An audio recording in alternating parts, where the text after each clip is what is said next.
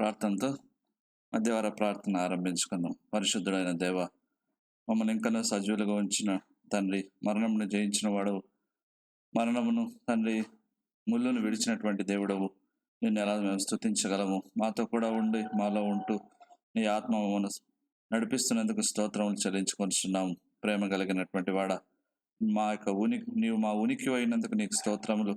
కాబట్టి మేము జీవించగలుగుతున్నాము.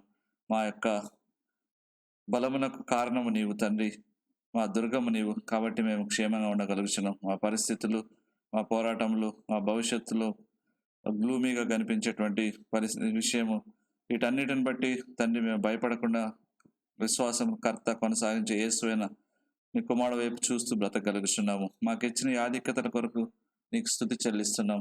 మమ్మల్ని ఈ విధంగా ప్రార్థన చేసుకునే భాగ్యం మాకు ఇచ్చినందుకు వందనము. నీ సన్నిధి మాకు దీవెన దయచేయం. యేసు నామమున అడుగుచున్నాం తండ్రి, ఆమేన్.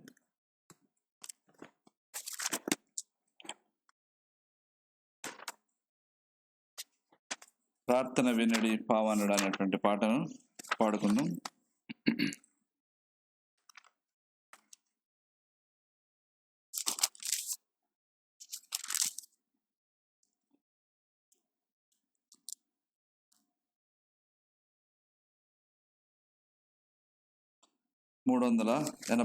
కీర్తన, ఆంధ్ర క్రైస్తవ కీర్తన నుంచి. ప్రార్థన వినడి పావనుడా.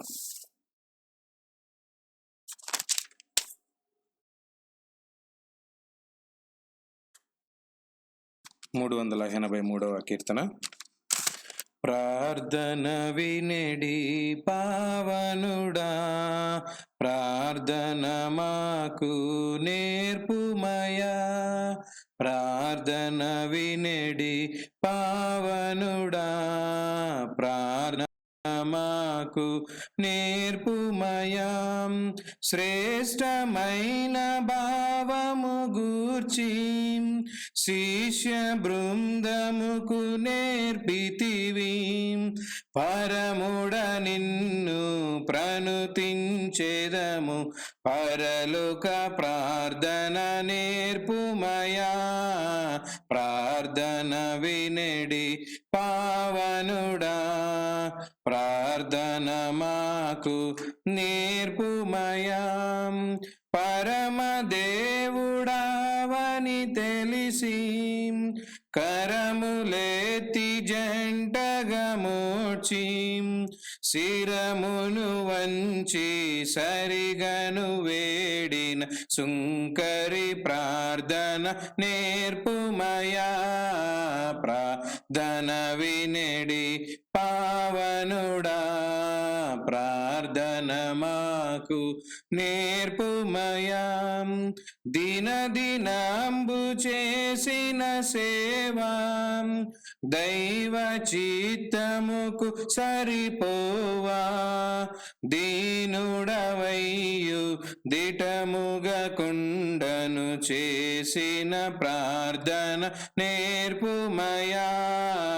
ప్రార్థన వినడి పావనుడా, ప్రార్థన మాకు నేర్పుమయా. శత్రుముఖ నిన్ను చోటుకొని శిలువ పైన నిన్ను జంపగను. శాంతముతోని శత్రుల బ్రోవగ సలిపిన ప్రార్థన నేర్పుమయా. ప్రార్థన వినడి పావనుడా, ప్రార్థన మాకు నేర్పుమయా. ప్రార్థన వినడి పావనుడా, ప్రార్థన మాకు నేర్పుమయా.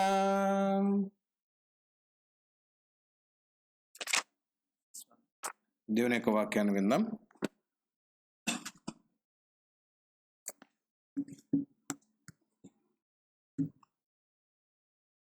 ప్రేమ కలిగిన వాడ, సర్వోన్నతుడా, సహాయం కొరకు మేము అర్థించినప్పుడు మమ్మల్ని ఎంతమాత్రం త్రోసివేయక మమ్మల్ని నిలబెట్టేటువంటి దేవా, నీకు మేము వందనముల స్తుతులు చెల్లించుకొనిచున్నాం.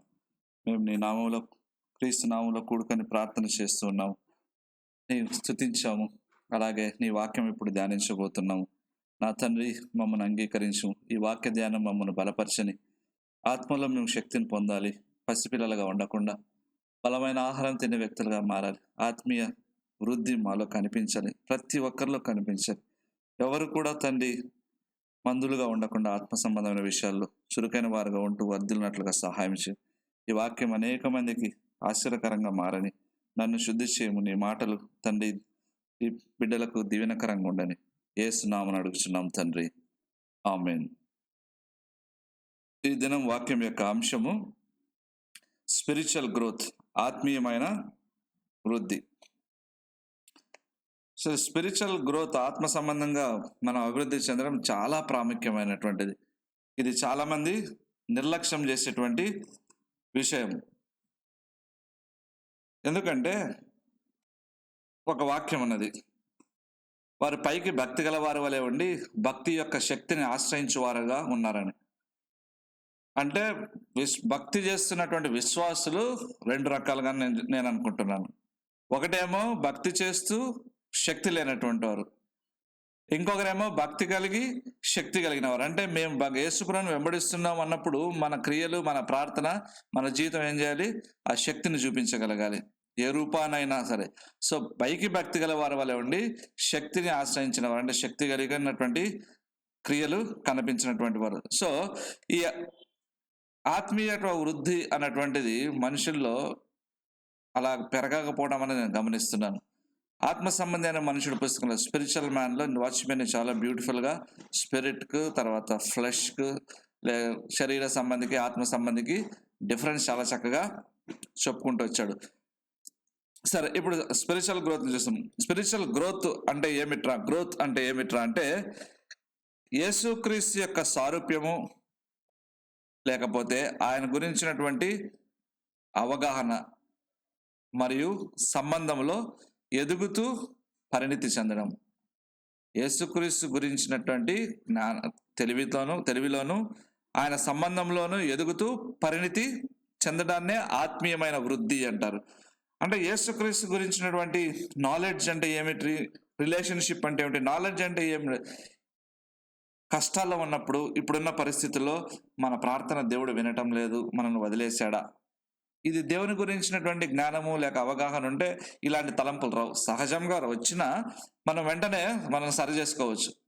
ఇది యేసుక్రీస్తు యొక్క నాలెడ్జ్లో పెరుగుతూ, అంటే పరిణితి చెందాలి. ఉంటే పెరగడం కాదు, పరిణితి చెందాలి.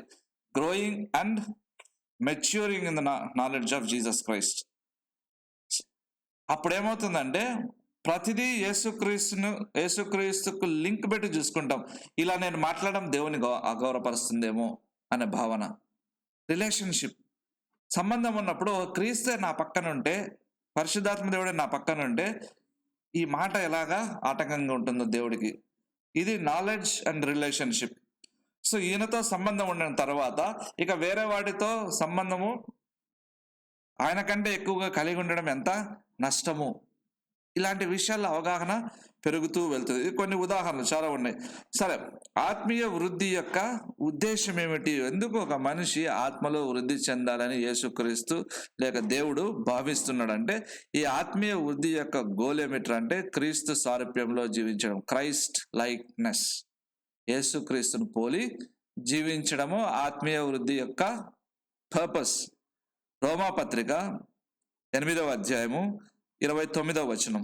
రోమాపత్రిక 8:29. ఎందుకనగా తన కుమారుడు అనేక సహోదరుల్లో జ్యేష్ఠుడగినట్లు దేవుడు ఎవరిని ముందు ఎరిగనో వారు తన కుమారునితో సారూప్యం గలవారొకటకు వారిని ముందుగా నిర్ణయించెను. చూడండి, కుమారునితో సారూప్యము అంటే తన కుమారుడి మాదిరి చేయటం. God wants us to make us like his son. తన కుమారుడి మాదిరి చేయాలనుకున్నాడు, యేసుక్రీస్తు మాదిరి. ఇది ఇక్కడ ఆగుదాం. స్పిరిచువల్ గ్రోత్ యొక్క బ్యూటీ మనకు అర్థం కాకపోవడాన్ని బట్టి, తండ్రి కుమారుని పంపినప్పుడు ఆయన ప్రాణ పునరుద్ధానం బట్టి కొందరిని ఏర్పరచుకున్నాడు. మనల్ని ఏర్పరచుకున్నప్పుడు మనం ఎలా ఉండాలని తండ్రి ఇష్టము? తన కుమారుని పోలి ఉండాలని ఇష్టం. సో ఈ కుమారుని పోలి ఉండాలనే ఆ విషయం మనకు అవగాహన కలిగినప్పుడు మనం మిగతా వాటన్నిటిని పక్కన పెట్టి ఈ సారూప్యంలో ఎదగడానికి మనం ప్రయత్నం చేసినప్పుడే మనలో కనిపించేది స్పిరిచువల్ గ్రోత్. ఇది బిలీవర్స్ నెగ్లెక్ట్ చేస్తున్నారు. టైం లేదని కొంతమంది, ప్రార్థన సరిగ్గా చేయలేకపోవడానికి కారణం టైం లేదంటారు. నేను ఇన్ని సంవత్సరాలుగా పరిశీలించిన ఉదయం ఉద్యోగాలు చేసే వాళ్ళు ఉదయం 5 గంటలకు లేవలేకపోతే వాళ్ళు ఎన్నటికీ ప్రార్థనలో ఎదగలేరు, ఎదగడం కష్టం. ఎందుకంటే చిన్నపిల్లలు ఉన్నటువంటి వాళ్ళు ఉదయం 5కి లేచి 6 గంటల ప్రార్థన ముగించుకొని, లేకపోతే ఇంకా ఎక్కువ చేస్తే సంతోషం, అలా చేస్తే పిల్లలు లేచే లోపల వాళ్ళ మార్నింగ్ డివోషన్ కంప్లీట్ అవుతుంది. తర్వాత ఇంక చేయడం కష్టం.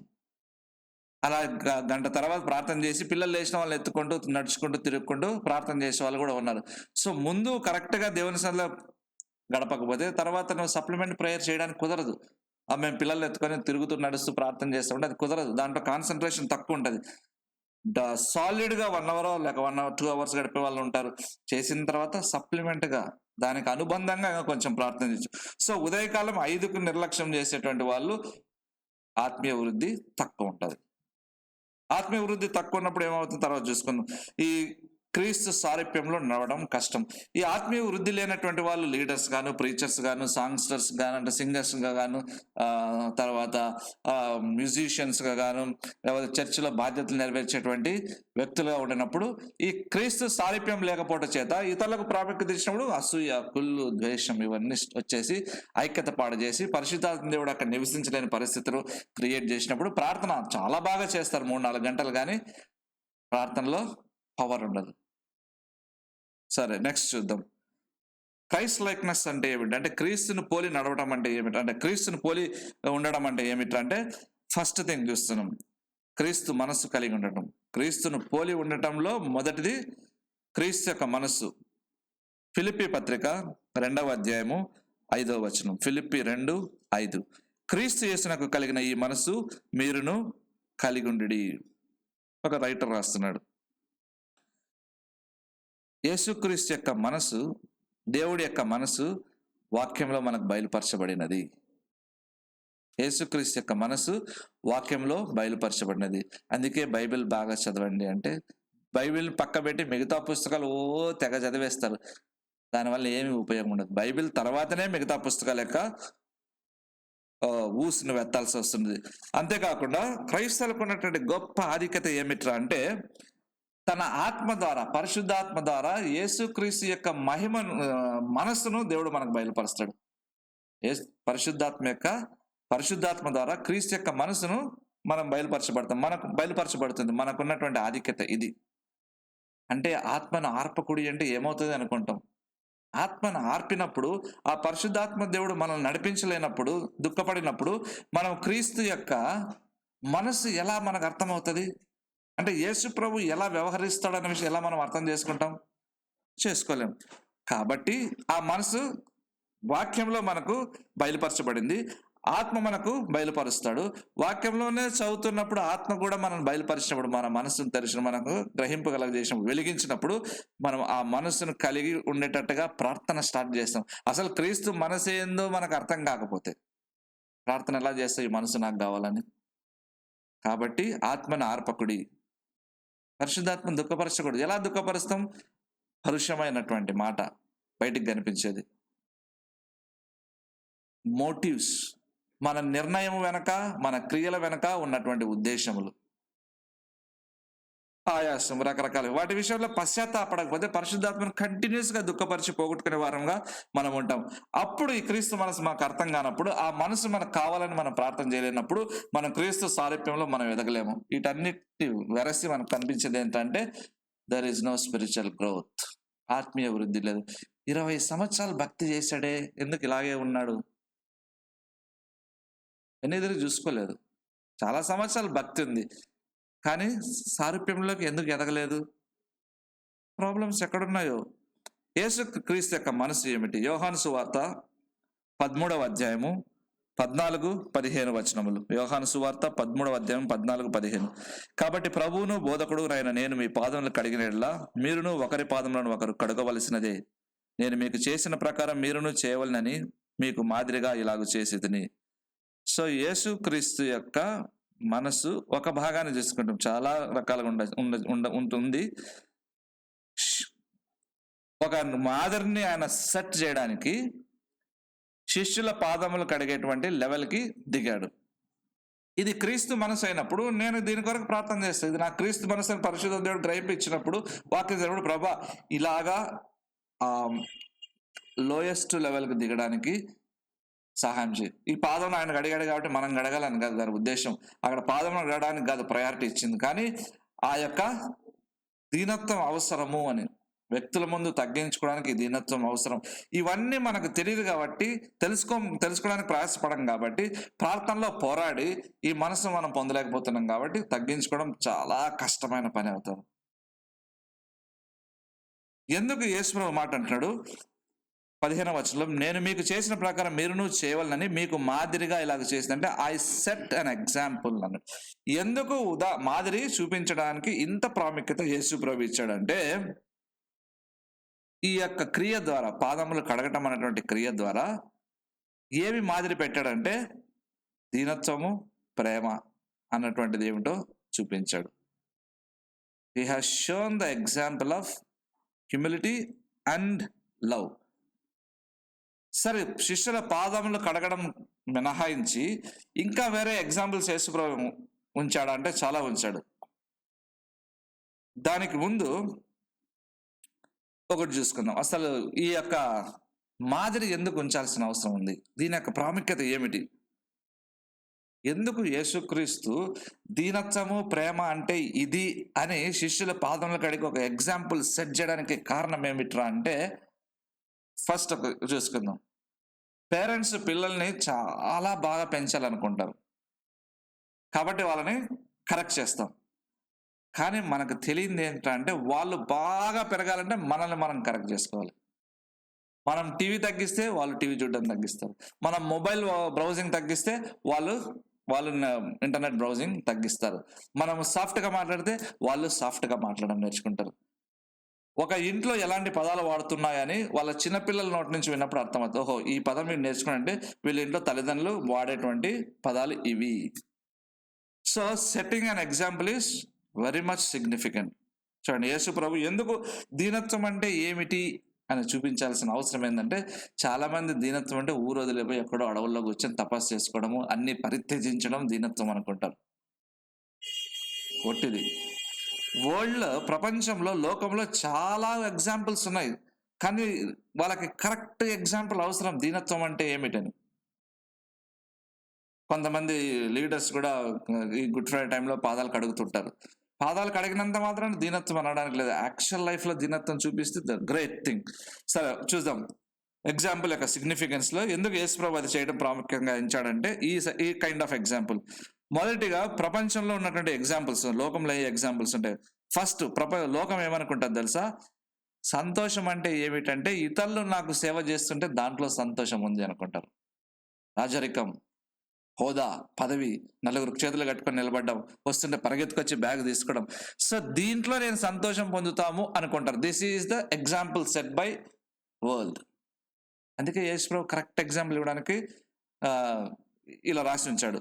యేసుప్రభు ఎగ్జాంపుల్ ఏముంది, వారన్ విఎస్బి ఏమని చెప్తాడంటే, హ్యాపీనెస్ అంటే ఏమిట్రా అంటే it is the result of serving others. ఇతరులను పరిచర్య చేయటము యొక్క ఫలితమే సంతోషం అంటాడు, లేక ఆనందం అంటాడు. మదర్ తెరీసా అంత పోర్ స్టేట్లో ఉండి కూడా ఎందుకు అంత హ్యాపీగా ఉందంటే ఇతరులకు పరిచర్య చేయడం తెలుసుకునింది అనమాట. అన్నీ ఉన్నాడు, సంతోషంగా ఉండలేడు, కానీ ఇతరుల కొరకు త్యాగం చేసినాడు. మిషనరీస్ ఇండియాకి వచ్చినప్పుడు ఎన్ని కష్టాలు పడి, నష్టాలు పడి, శ్రమ, అవమానం, చావు, దిగులు, కానీ అన్నిట్లో వాళ్ళు ఎందుకు ఆనందం పొందారంటే ఈ యొక్క పర్ఫెక్ట్ ఎగ్జాంపుల్ వాళ్ళు ఫాలో అయ్యారు. Example, happiness is the result of serving others. రెండవది లోక సంబంధమైనటువంటి ఎగ్జాంపుల్ చూద్దాం. లీడర్స్ ఏమనుకుంటారంటే, లీడర్ అంటే, నాయకుడు అంటే ఒక గొప్ప వ్యక్తి, ఇతరులను శాసించేవాడు అనుకుంటారు. అలాగే హిట్లర్, స్టాలిన్, ముస్సలిన్, ఉగండా వాడు ఎక్స్ ప్రెసిడెంట్, ఈదీ అమీన్, ఇప్పుడున్న చైనా ప్రైమ్ మినిస్టర్, వీళ్ళంతా ఇనుప పిడుకలు అనమాట. ఇవి ఐరన్ ఫిస్. లీడర్ అంటే అలాంటి గ్రేట్ పర్సన్ అంటాడు. యేసుక్రీస్తు ఎలాంటి ఎగ్జాంపుల్ సెట్ చేశాడు? Great person is the one who makes others great అంట. Great person is the one who makes others great. గొప్ప వ్యక్తి ఎవరు అంటే ఇతరులను కూడా గొప్ప వాళ్ళగా చేయగలిగిన వాడు, చేసేవాడు. This is what Jesus set. అందుకే కరెక్ట్ ఎగ్జాంపుల్ యొక్క ప్రాముఖ్యత శిష్యుల పాదాలను కడగడం ద్వారా చూపించాడు. కాబట్టి this is why setting a correct example is more significant. యేసు ప్రభు శిష్యుల్ని గౌరవించాడు. తన శిష్యులు కేవలం శిష్యులుగానే ఉండకూడదు కాబట్టి వారు భవిష్యత్తులో ఉన్నతమైన స్థితికి రావడానికి మార్గాలు అన్నటువంటివి ఏం చేశాడు? తను చేసి చూపించాడు. వాళ్ళు ఎక్సెల్ కావాలంటే దానికి మార్గం చూపించాలి. సో పాదాలకు అడగటం, తగ్గించుకోవడం, ప్రేమించడం అన్నటువంటిది ఉన్నతమైన మెట్లో ఉంచి మిమ్మల్ని ఎప్పుడు కూడా సంతోషభరితలుగా చేస్తుందని చూపించాడు అనమాట. సో మిగతా ఏమి ఎగ్జాంపుల్స్ యేసుక్రీస్తు పెట్టాడు చూద్దాం. ఒక్కటి మాత్రం చూద్దాం. ఏంటంటే మత్తయి సువార్త 14:23లో ఆయన జనసమూహాలను పంపివేసి ప్రార్థన చేయటకు ఏకాంతంగా కొండ ఎక్కిపోయి సాయంకాలమైనప్పుడు ఒంటరిగా ఉండను. ఎగ్జాంపుల్ ఇన్ ప్రేయర్, ప్రార్థనలో మాదిరి. ఇతర ఎగ్జాంపుల్, ఏ విధమైన మాదిరి యేసుప్రభు ఉంచాడంటే ప్రార్థనలో మాదిరి చూస్తాం అంతే. మిగతావి చాలా విషయాలు ఉన్నాయి, మనం ఇక్కడ డిస్కస్ చేసేది ప్రార్థనలో ఉన్నటువంటి ఎగ్జాంపుల్. ఈ విధంగా జనసమూహాలు అంతా వచ్చి ఆయన దగ్గర స్వస్థపడి, ఆయన మేలు పొంది, ఆయన దయగల మాటలకు ఆశ్చర్యపడి ఆదరణ పొంది ఎంతో అవసరతలో అలా కూర్చున్నప్పుడు వాళ్ళందరినీ పంపివేసి ఏకాంతంగా ప్రార్థన చేయడానికి వెళ్ళాడు. ఏమి దీని అర్థం? చాలా డీప్ మీనింగ్ ఉంది. కొంతమంది ఇరగదీసి సేవ చేస్తున్నారు పొద్దున్న లేచినప్పటి నుంచి రాత్రి పరిగెత్తేంత వరకు. ఎందుకు ఏమంటారు తెలుసా? ప్రపంచం చాలా అవసరతలు ఉంది బ్రదర్, ఆ కుటుంబం ఎంత అవసరం ఉంది, ఈ కుటుంబం ఎంత అవసరం ఉంది. బైబిల్ చదువు. ఇంత అవసరత కలిగినటువంటి ప్రజలు తన దగ్గరకు వచ్చినప్పుడు ప్రార్థనా జీవితాన్ని, ప్రజలకు సేవ చేసేటువంటి దాన్ని బ్యాలెన్స్ చేశాడు. ఇది తెలియక చాలా మంది లీడర్స్ వాళ్ళ కింద వాళ్ళని కూడా అలాగే తయారు చేసినాడు. మినిస్ట్రీ అంటే రన్నింగ్. ఏం చేశాడు? వాళ్ళని పంపివేసి ఏకాంతంగా తండ్రితో గడిపాడు. మరి పూర్తిగా ఏకాంతంగా తండ్రితో కూర్చొని భజన చేశాడా? భజన చేయలేదు. మళ్ళా అక్కడ బలం మంది మళ్ళా బయటకు వచ్చి హెల్ప్ చేశాడు. ఇవి బ్యాలెన్స్ చేయరు చాలా మంది, ఒకటే చేస్తారు. ప్రార్థన అంతా చేస్తుంటారు, మనుషులు హెల్ప్ చేయరు. మనుషులనే హెల్ప్ చేస్తుంటారు, తగినంత ప్రార్థన చేయరు. ఈ రెండింటికి తోడు వాక్యం సరిగ్గా స్టడీ చేయరు. Imbalance fellows, imbalance leaders, imbalance church. ఇంకేముండదు అక్కడ. గ్రోత్, స్పిరిచువల్ గ్రోత్ కనిపించదు, ప్రాపర్గా ఉండదు. ఎందుకంటే లీడర్ ప్రాపర్గా లేడు కాబట్టి. ఈ నీడ్ అర్థం కాలే. లీడర్ అన్నవాడు ఈజ్ ఎవర్ లెర్నింగ్ పర్సన్ అంతే. అది మాకు వచ్చేసిందని చాలా మంది అనుకుంటారు. జాన్ వెస్లీ యొక్క హిస్టరీ చదవాలి ప్రాపర్గా. చిన్న పుస్తకాలు, పెద్ద వాల్యూమ్స్ ఉన్నాయి. ఎందుకంటే బైబిల్ తర్వాత రీడింగ్ అనే దానికి చాలా ఇంపార్టెన్స్ ఇచ్చాడు జాన్ వెస్లీ, చాలా ఇంపార్టెన్స్ ఇచ్చాడు. ఎందుకంటే రీడింగ్ అనేటువంటిది అలవాటు లేకపోతే, అంటే బుక్ రీడింగ్ అనేది అలవాటు లేకపోతే, పుస్తకాలు ఎక్కువ అలవాటు లేకపోతే ఆ వ్యక్తి ఎదగలేడు అని చెప్పాడు జాన్ వెస్లీ. మహామేధావి, ఇంటలెక్చువల్, స్పిరిచువల్ పర్సన్, ఇంగ్లాండ్ దేశాన్ని గడగడ వణికించినటువంటి వాడు. అలాంటి వ్యక్తి ఏం చెప్తున్నాడు? నీవు ఓ లీడర్ అన్నవాడు, నువ్వు లీడర్ అయితే నువ్వు విస్తారమైనగా చదవాల్సింది. ఎందుకంటే యూ నీడ్ నాలెడ్జ్. బైబిల్తో పాటు ఈ నాలెడ్జ్ కావాలి. సో కాబట్టి గ్రోత్కి ఇలా అవసరాలు ఉన్నాయి. సో నెక్స్ట్ చూద్దాం. యేసుక్రీస్తు మనసు అంటే క్రైస్ట్ లైక్నెస్ అంటే మొదటగా యేసుక్రీస్తు మనసు కలిగి ఉండడం మనం చూసాము. రెండవది ఏం చూస్తున్నామంటే యేసు మాదిరి పరిశుద్ధంగా ఉండడం. మొదటి యోహాను పత్రిక 3వ అధ్యాయము 3వ వచనము. మొదటి యోహాను పత్రిక 3:3. ఆయన యందు ఈ నిరీక్షణ పెట్టుకునే ప్రతివాడును ఆయన పవిత్రుడై ఉన్నట్టుగా తన్ను పవిత్రునిగా చేసుకొనెను. మనం యేసుక్రీస్తు మాదిరి పవిత్రులుగా ఉండగలమా? పరిశుద్ధులుగా ఉండలేము. దాన్ని పక్కన పెడతాం. దాని ఉద్దేశం ఏంటంటే not identical to Jesus Christ. అంటే యేసుక్రీస్తు మాదిరి. ఆదామవ్వలు పరిపూర్ణంగా సృష్టించాడు, యేసుక్రీస్తుని పరిపూర్ణంగా సృష్టించాడు. కానీ యేసుక్రీస్తు పాపం చేయకుండా ఉండడానికి నిశ్చయించుకున్నాడు, ఆదామవ్వలు పాపం చేయడానికి నిశ్చయించుకున్నారు. డిఫరెన్స్ అది. పవిత్రులుగా ఉండండి అంటే యేసుక్రీస్తు మాదిరి 100% గురించి మాట్లాడడం లేదు ఇక్కడ. దాని మీనింగ్ డిఫరెంట్, తర్వాత చూసుకుందాం. ఇక్కడ ఈ యొక్క వచనం ఏం మాట్లాడుతుందంటే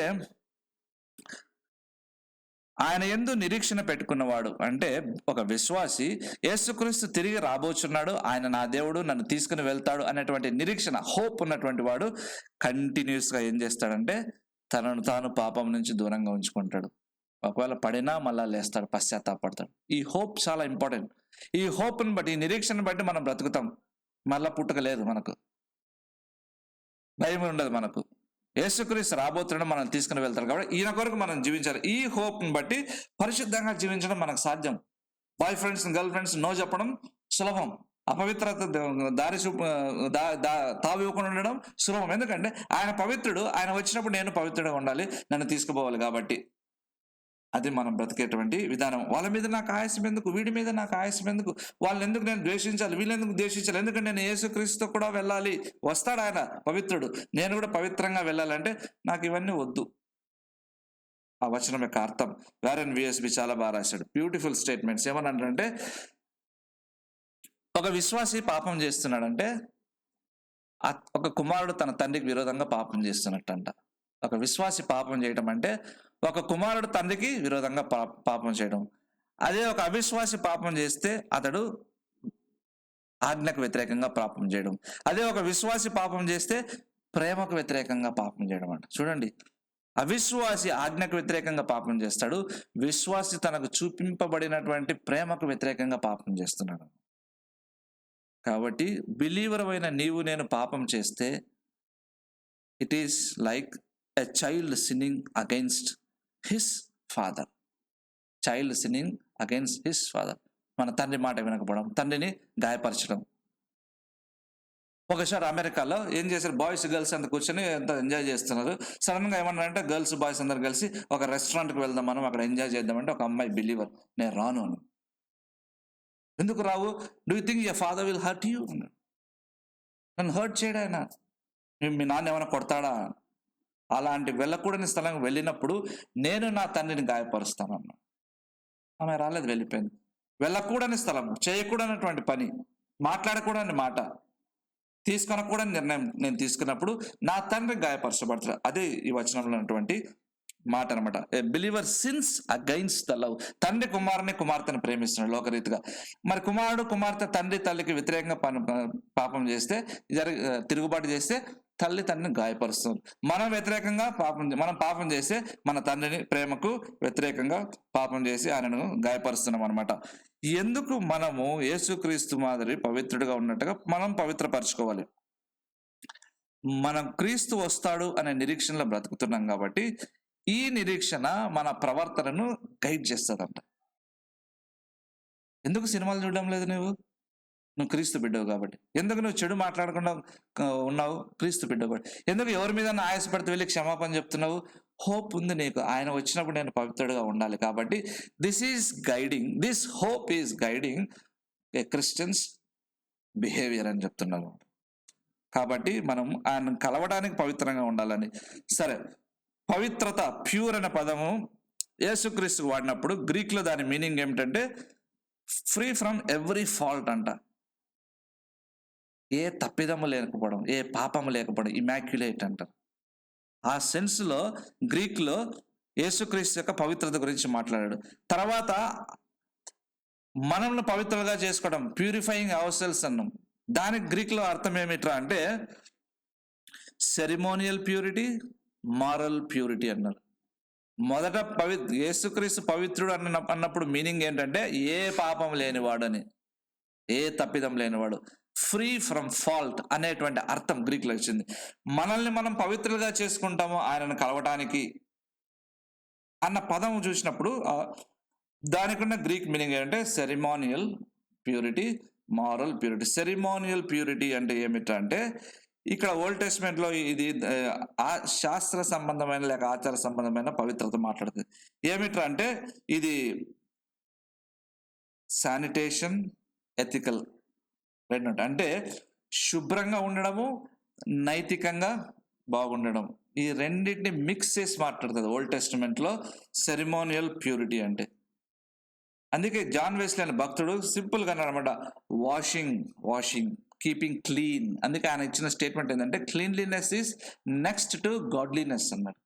అది మన వాళ్ళు కాపీ కొట్టేశారు. Cleanliness is next to godliness. ఈ సెరిమోనియల్ ప్యూరిటీ గురించి మాట్లాడుతూ ఆయన నూతన నిబంధనలంతా ఇలా చూడొచ్చు.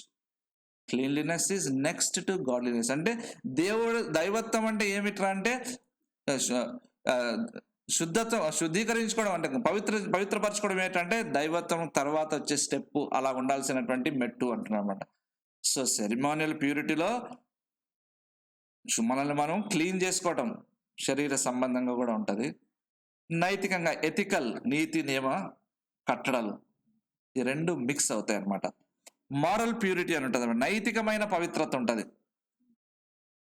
ఏమిటి నైతికమైన ప్రవర్తన అంటే చెడు మంచి ప్రవర్తన విషయంలో ఉన్నటువంటి నియమాలను అనమాట. Principles of right and wrong behaviour. Moral purity అంటే చెడు ఏది మంచేది అని డిసైడ్ చేసుకునే ప్రవర్తనకు ఉన్నటువంటి నియమాలు అనమాట. వాడు ఎంత ప్రిన్సిపల్గా ఉంటాడు, కాపీ కొట్టాడు ఎగ్జామ్లో, లేకపోతే వీళ్ళతో గొడవపడ్డు, నింద భరిస్తాడు. ప్రిన్సిపల్స్, మారల్ ప్యూరిటీ అనమాట. సో కాబట్టి ఈ యొక్క సెరిమోనల్ ప్యూరిటీ అండ్ మారల్ ప్యూరిటీనే మనకున్నటువంటి పవిత్రత. ఇలాగా మనల్ని పవిత్రపరచుకుంటాం. సెరిమోనీలుగా మనల్ని మనం కడుక్కుంటాం, దాంట్లో ఎథిక్స్ పాటిస్తాము, దాంట్లో మారల్ ప్యూరిటీ చెడు మంచి ప్రవర్తన విషయంలో మనం సరైనటువంటి ప్రిన్సిపల్స్ కలిగి జీవిస్తాం అనమాట. వాటి విషయాల్లో మనం జాగ్రత్తగా ఉంటూ పరిశుద్ధుడైన యేసుక్రీస్తుని మనము కలుసుకుంటాం. 1 పేతురు 1:16 ఏముందంటే, మిమ్మల్ని పిలిచిన వాడు పరిశుద్ధులై ఉన్న ప్రకారము మీరును సమస్త ప్రవర్తనందు పరిశుద్ధులై ఉండు. హోలీ అంటే సపరేట్, ప్రత్యేకించబడటము. ఆయన పరిశుద్ధుడు అంటే ప్రత్యేకించబడినటువంటి వాడు. లేవి కాండంలో మనం చూడవచ్చు, అక్కడ లేవి కాండంలో ఆయన నిజమైన దేవుడు, పరిశుద్ధమైన దేవుడు, మిమ్మల్ని పిలిచినటువంటి దేవుడు, ఇలాంటివన్నీ చెప్తాడు. కాబట్టి నేను ప్రత్యేకించబడినా మీరు ప్రత్యేకించబడాలి. దేంట్లో ప్రత్యేకించబడాలి? తినే ఆహారం, కట్టుకునే వస్త్రము, జీవించేటువంటి విధానము, వీటన్నిటిలో మీరు ప్రత్యేకపరచబడాలని లేవి కాండంలో 11:44 చూడవచ్చు. సో 1 పేతురు 1:16 ప్రకారం చూసినట్టయితే, జాన్ కాల్విన్ అనేటువంటి థియోలాజియన్, గ్రేట్ థియోలాజియన్, ఆయన ఏమన్నాడంటే, మిమ్మల్ని పిలిచిన వాడు పరిశుద్ధుడు కాబట్టి మీరు సమస్త ప్రవర్తన పరిశుద్ధులై ఉండు అన్న మాటకు అర్థం ఇచ్చాడు. దేవుడు అంటున్నాడు, మీరు నావారు కాబట్టి అన్యుల వలన కలిగే ప్రతి విధమైన కల్మషం కానీ కాలుష్యం నుంచి కానీ మీరు దూరంగా ఉండండి. వాళ్ళ మాటలు నేర్చుకోవద్దండి, వాళ్ళ ప్రవర్తన నేర్చుకోవద్దండి, వాళ్ళ నిర్ణయాలు తీసుకున్నట్టుగా నిర్ణయాలు తీసుకోకండి, వాళ్ళు తాగి తిని తందనలాడితే వాళ్ళ మాదిరి చేయకండి అనమాట. అది ఆయన యొక్క ఉద్దేశం అన్నమాట. దేవుడు పరిశుద్ధుడు కాబట్టి ఆయన మనల్ని పరిశుద్ధులుగా ఉండాలి అని పిలిస్తే 1 పేతురు 1:2 ఇంగ్లీష్లో కరెక్ట్ అండి. 1 పేతురు 1:2 ఆ పరిశుద్ధపరచడానికి మనకు ఆత్మను కూడా ఇస్తాడంట. Sanctifying spirit. మీరు పరిశుద్ధులై ఉండి అంటున్నాడు, కానీ మన చేత కాదు కాబట్టి మనకు ఆ పరిశుద్ధపరచడానికి ఆత్మను కూడా ఇస్తాడని ఈ మాటల్లో చెప్పడం. కాబట్టి మనకున్న నిరీక్షణ ఏంటంటే, పరిశుద్ధపరచబడడానికి దేవుడు మనకు ఆత్మని ఇచ్చాడు. ఆత్మ సహాయం ద్వారా మనము ఒక్కొక్క మెట్టు ఎక్కుకుంటూ వెళ్తాం. అందుకే సాల్వేషన్కి 3 ఆస్పెక్ట్స్ ఉన్నాయి. సాల్వేషన్ అంటే free from the penalty of sin, పాపం యొక్క ఫలితం నుంచి లేక శిక్ష నుంచి విడుదల. Next sanctification, free from the power of sin, పాపం యొక్క శక్తి నుంచి విడుదల. నెక్స్ట్ గ్లోరిఫికేషన్, మరణించి పరలోకం వెళ్ళిన తర్వాత free from the presence of sin, అంటే పాపం యొక్క ఉనికి నుంచే. ఎందుకంటే మహిమ శరీరం ధరిస్తాం పరలోకంలో, పాపం అనేది ఉండదు. From the penalty of sin, from the presence of sin, power of sin, from the presence of sin. So salvation kuna 3 aspects. So ఒక్కొక్క మెట్టు, మొదట రక్షణ తర్వాత పరిశుద్ధపరచబడుతూ వెళ్తాం, తర్వాత మరణంలో పాపం యొక్క ఉనికే మనకు ఉండదు. ఇవన్నీ జరగడానికి పరిశుద్ధాత్మ దేవుడు మనకు సహాయం చేస్తాడని 1 పేతురు 1:2 ఉంది అనమాట. మరి ఆ ఆత్మను మనం దుఃఖపరిస్తే, బైబిల్ చదవకుండా too much of mobile watching, too much of internet browsing, ఆత్మను దుఃఖపరచడమే. అది పరిశుద్ధపరచబడంలో వెనకబడిపోతాం. 3వది క్రీస్తు మనస్సు కలిగి ఉండడం, అలాగే క్రీస్తు మాదిరి పరిశుద్ధంగా ఉండడం, క్రీస్తు మాదిరి నడవటం. 1 యోహాను పత్రిక 2:6 ఆయన యందు నిలిచి ఉన్నవాడని చెప్పుకునేవాడు ఆయన ఎలాగో నడుచుకొనెనో అలాగనే తాను నడుచుకున్న బద్ధుడై ఉన్నాడు. మనం ఆయన నందు ఉన్నామని దీని వల్ల తెలుసుకొనిచున్నాము. అంటే వాకింగ్ లైక్ జీసస్, ఆయన ఎలాగో ప్రవర్తించాడో, నడుచుకున్నాడో, జీవించాడో మనం అలాగే జీవించాలి. యేసుక్రీస్తు జీవితం అంతా బాగా గమనిస్తే సింపుల్ క్లోజ్ చేసేస్తాం, టైం అయిపోయింది. పాపులను ప్రేమించాడు. మెయిన్ థింగ్, పాపం చేసిన వారు, సమాజం చేత వెలివేయబడిన వాళ్ళు ఆయన ఎద్దకు రావడానికి ఏ సంకోచం లేదు. అంటే ఆయనలో అంత కృప ఉంది అనమాట. ఆయనలో అంత కృప ఉంది అనమాట. We should walk like this. తర్వాత సిస్టమ్స్, ప్రజలని ఏదైతే కృంగదీశాడో వాటి సిస్టమ్స్ వ్యతిరేకంగా జీవించాడు. ఇంకా ఎలా జీవించాడు? తను నష్టపోయినా ఇతరులు మేలు పొందుతారంటే ఆ నష్టపోవడానికి ఇష్టపడ్డాడు. ఇది మనకు చాలా కష్టం. పర్సనల్ లాస్ భరించలేమే యేసు ప్రభు కొరకు. పర్సనల్ లాస్ భరించలేము. ఆత్మీయ ఎదుగుదల ఎలా వస్తుంది? ఆత్మీయ ఎదుగుదల అంటే క్రీస్తుని పోలి నడుచుకోవడం. క్రీస్తుని పోలి నడుచుకోవడంలో ఏమి ఇమిడి ఉన్నాయి? క్రీస్తు మనసు మనం కలిగి ఉండాలి. తర్వాత క్రీస్తు మాదిరి పరిశుద్ధులుగా ఉండాలి. క్రీస్తు నడిచినట్లుగా నడవాలి. పర్సనల్ లాస్, సొంతంగా ఏదైనా నష్టపోవడానికి మనం ఇష్టపడతామా ఇతరుల కొరకు? లేదే. మన సుఖం తర్వాతనే మిగతావన్నీ ఆలోచిస్తాం. అందుకే చాలా మందిలో ఆత్మీయ ఎదుగుదల ఉండదు. స్పిరిచువల్ థింగ్స్ చెప్పినప్పుడు వాళ్ళకి అర్థం కాకపోవడానికి ఇవి రీజన్స్. సో యేసుక్రీస్తు మాదిరి మనము నడుచుకుందాం. పాపం చేసిన వాళ్ళకి వెంటనే వేరెత్తి చూపలేదు. చాలా గ్రేట్ క్వాలిటీ. అమ్మా, ఎవరు నీకు శిక్ష విధింపలేదా? నేను కూడా శిక్ష విధింపాను, వెళ్ళాను. ఎంత ఆదరణ ఇచ్చేటువంటి మాట. అసలు కృపతో నింపబడినప్పుడు మాత్రమే మనకు సాధ్యమవుతుంది మాటలు మాట్లాడడం. ఇలాగుంటే తండ్రి మనల్ని క్రీస్తు సారూప్యంలో పెరగాలని ఆశించాడు కాబట్టి ఆ తండ్రి మనం చూసి ఇష్టపడతాడు. ప్రార్థన చేసుకుందాం. ప్రేమ కలిగినటువంటి తండ్రి, మాకు సహాయం చేసే దేవా, మమ్మల్ని బలపరిచేవాడా, మమ్మల్ని నీ కుమారుడి సారూప్యంలో పెంచడానికి ఎంత ఏర్పాటు చేసినటువంటి వాడా, నిన్ను ఎలా మేము స్తుతించగలం తండ్రి. మా కొరకు ఆత్మనిచ్చావు, మా కొరకు క్రీస్తు మాదిరిని ఉంచావు, మా కొరకు వాక్యం ఉంచావు. ఇవన్నీ మేము మేలు పొందడానికి కాదా? నీ కుమారుడి సారూప్యంలో జీవిస్తూ ఆయన మనసు కలిగి, ఆయన పరిశుద్ధత కలిగి, ఆయన నడిచినట్టుగా నడుచుకోవాలని ఆశిస్తున్నావు. నీ ప్రేమకు మరొకసారి నిన్ను మనసుతో వందనములు చెల్లిస్తూ యేసు నామమున అడుగుచున్నాను తండ్రి. ఆమెన్. తండ్రి, కుమార, పరిశుద్ధాత్మ సహవాసం మనకు తోడుండును గాక. ఆమెన్.